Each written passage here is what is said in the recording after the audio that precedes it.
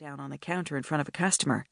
He saw the loose skin of remembered chins cascading down over the place where her neck was supposed to be.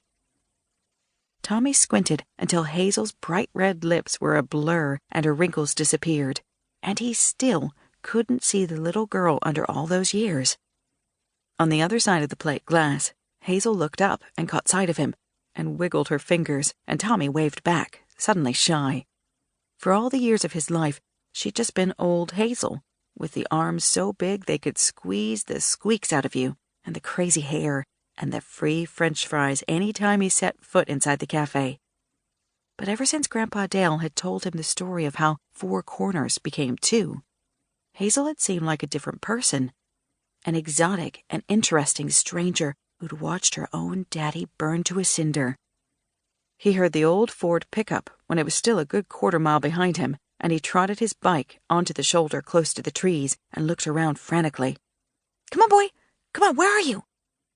The pup was an early birthday present, little more than a black and tan fluff ball with 2 long ears and 2 big feet, and a penchant for wandering. The dog had absolutely no sense when it came to cars. "Hey, pup!" Tommy laid down his bike and squatted, peering into the trees that marched nearly up to the tar across the road from the cafe and the gas station. There were ghostly tendrils of morning ground fog still hugging the trunks, and he dearly hoped the pup would come out on his own, because Tommy didn't want to go in there after him.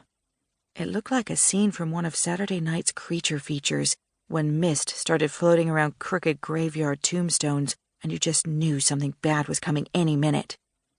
It startled him when the pup came bounding out of a dew-speckled fern bank and jumped into his arms, grinning. A wet, busy tongue found his ear and made him giggle, just as the battered white pickup topped the rise that dipped down into the town.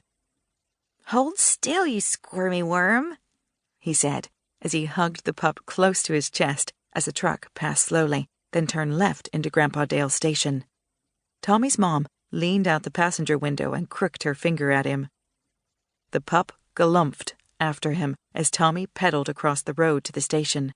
Halfway there, the oversized feet tangled and set the pup tumbling like a fuzzy roll of black and tan yarn. He scrambled upright, shook his head, then sat down abruptly on short, crooked haunches and let out a plaintive yip. Jean Wittig watched out the truck window, shaking her head. She was a pretty blonde woman with fair skin, just beginning to show the cruelties that the sun inflicts on a farmer's wife. "You need to watch that pup on the road, remember?" Tommy screeched the old bike to a halt next to the truck and looked up at his mother. "I will," he said, solemn with the weight of this responsibility. "We might be late, so remember to help with the milking and anything else Grandpa Dale asks you to do. What are you grinning at?" "Nothing."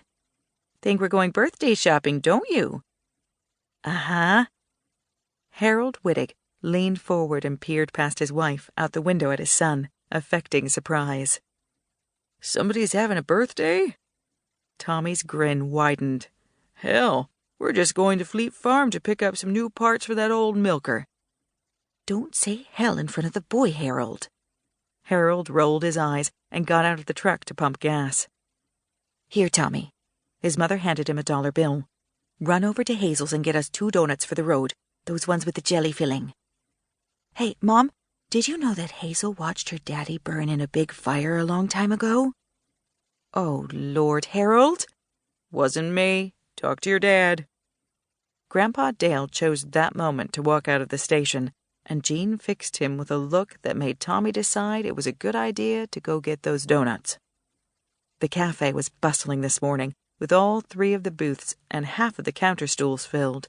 Hazel was manic, propelling her bulk from grill to booth to refrigerator to counter with a speed that was absolutely amazing for a woman of her size. Tommy suffered a pat on the head and a cheek tweak from Pastor Swenson and his wife, respectively, nodded like he'd seen his dad do at the 2 tired hands who were helping put up hay at the farm, and eyed with some interest the 2 families in the other booths and a lone woman at the counter.